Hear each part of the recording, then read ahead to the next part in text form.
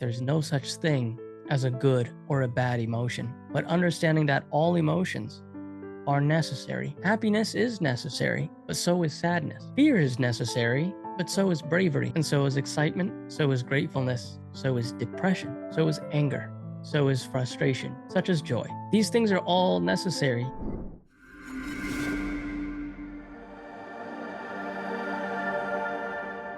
Hi, everybody. It's Coach Junior here from the CFS Recovery Team. I hope you're doing well and having a good day. If you're currently in a little bit of an adjustment period, I hope you are responding well. Now, in today's video on today's topic, we are going to be talking about how I was able to learn how to approach my emotions in a healthy and regulated and balanced way. Now, before we get started, I just want to preface in this video, just like with all other videos, that I am not by any means a doctor, mental health professional, or medical professional by any stretch of the imagination. I am just an individual who has gone through this experience, much like yourself, have gotten the privilege to be able to coach and speak to literally thousands of people, help them get to the other side, and hopefully I can take some of the information that I've learned and be able to give it to you to help you upon your journey here as well. Now, this is a really important topic for me because this is something that I actually don't see spoken about in this way, approaching it in this angle as often as I would like, which is the reason behind me actually making this video. And hopefully you can share this video with people in your life who are currently dealing with, or maybe learning or want to learn how to deal with and approach emotions in a healthy, regulated, and a balanced way. Now, when I was recovering, I used to look at a lot of CFS content, a lot of mental health content, a lot of things, tips and tricks to get my mindset above water, especially when I was having those really bad days. And at least back in the day, we were taught this a little bit older but outdated information here, that emotions such as sadness, depression, frustration, anger, anxiety, fear, we took these emotions and put them in a bag, tied them up, and then slapped a label on them and called them negative emotions. And I was taught that I was not supposed to feel these specific emotions, because if I did, it would continue to make me sick. So anytime I felt any emotions within this little bucket here, I would try my best and use every tool and skill within my resource to make these emotions go away as quickly as possible. Because instead, what I would want to feel, what I was told to feel if I wanted to heal, was things like happiness, joy, peace, contentment, gratitude, excitement. These are the emotions that they packaged together and slapped a positive label on it and said, these are the ones that you want to feel. These are the emotions that you want to buy into, because the more you feel these, the quicker you will become well. And as long as you can continue to feel these after you become well, then you'll never get sick again. Now, what is that actually indirectly teaching us as a community? It's actually teaching us that some emotions are to be rejected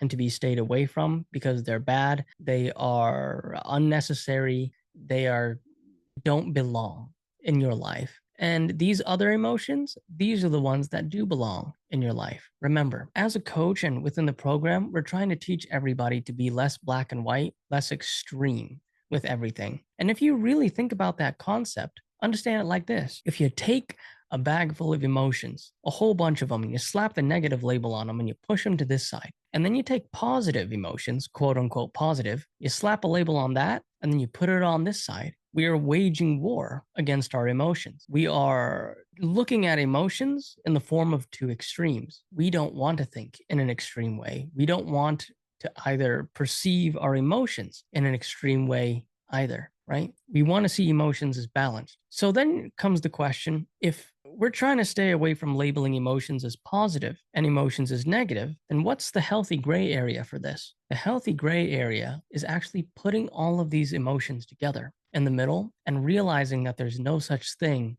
as a good or a bad emotion, but understanding that all emotions are necessary. Happiness is necessary, but so is sadness. Fear is necessary, but so is bravery. And so is excitement, so is gratefulness, so is depression, so is anger, so is frustration, such as joy. These things are all necessary. These are all emotions that you will feel, have felt, and will continue to feel for the rest of your life. I'm not here to teach you how to run away from specific emotions and only teach you how to adopt other ones. That's not a healthy way to think. It's not a balanced way to think. And in my opinion, it's not the way that got me out of this mess in the first place. But instead, understanding that all of these emotions that I am to feel are healthy, right? They're healthy and they're necessary to feel.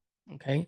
We've learned over time, for whatever reason, to villainize specific emotions and to stay away from them and only look towards the ones that are favorable, if you will. Okay. So, with that being said, if all emotions are necessary, if we need all emotions, including sadness, including fear, including anxiety, then what does this mean about this concept that these specific emotions can keep you sick? And that's where I want you to all have the mind shift as well. Because the biggest mind shift, or at least one of them that I had in terms of emotions, was that emotions cannot make you sick. Even if it is an emotion like depression, anxiety, anger, fear, these emotions cannot make you sick. These emotions never made you sick. These emotions will not continue to make you sick, and these emotions cannot allow you to relapse either. It's not the emotions that make you sick or keep you sick, you guys. It's what you do with them that makes you or keeps you sick. Okay. We're all going to feel emotions. The important part is when you feel these emotions, afterwards, you have a choice. What is the actions that you're going to take based off of those emotions? That's the part that will keep you sick or heal you in the future. I'll give you a very direct and specific example. I just happened to have my dog sleeping next to me here on his bed. I've used this example in the past on group calls in the program. I'm going to use it again. I'm not making this up. He always likes to sleep next to me. I wish I could move my camera and show you, but he's sleeping next to me. Let's just say, hypothetical situation here. My dog decides to poop on the floor next to me. Okay. Here's what you want to do. The emotions are going to be automatic. They're going to be very quick when they come up. Ooh, I feel the anger rising up to the surface. Step one, when the emotion rises up to the surface, no matter what it is, acknowledge the emotion. Do not suppress the emotion. Do not ignore the emotion. Acknowledge it with your brain. Your brain wants to see you acknowledge how you feel. That's very important. So we'll rewind a little bit.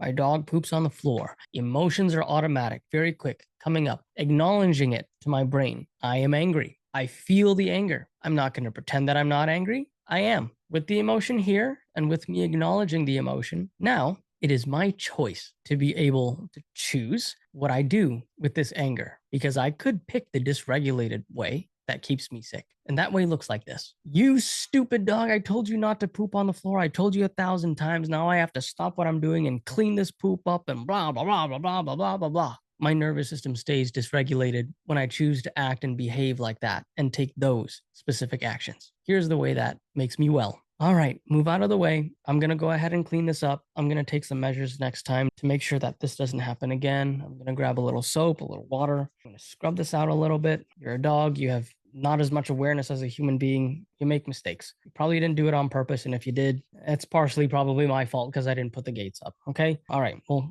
do this next time. I'll know for next time. Okay. That doesn't mean that I'm not angry, but it's the choice that I chose to make.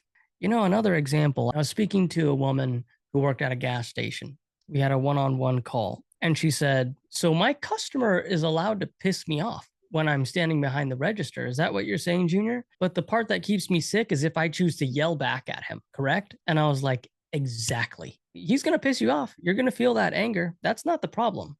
You yelling back because you felt the anger, that's your problem. That's the thing we need to work on, okay? Watch your emotions. Observe them when they come up, accept and acknowledge that they're there. But then after that, ultimately understand that it's your choice to choose what you do with those emotions. Are you going to approach them in a healthy way? Are the actions that you're going to take based off of the emotions you feel, are they going to be healthy actions? Or are they going to be dysregulated, unhealthy, very impulsive actions? You have the power to make that choice. You have a lot more power than you believe. Okay, excellent. I hope this topic helped you all and gave you a really big mind shift on how to successfully, healthily, and in a balanced, regulated way better approach you and your emotions. All right, excellent. I hope you all have a great and wonderful day. keep responding well. And again, my name is Coach Junior, and I will see you next time. I would say that CFS recovery is absolutely the real deal. I actually felt like somebody had an answer, like somebody explained what was going on, and it all clicked.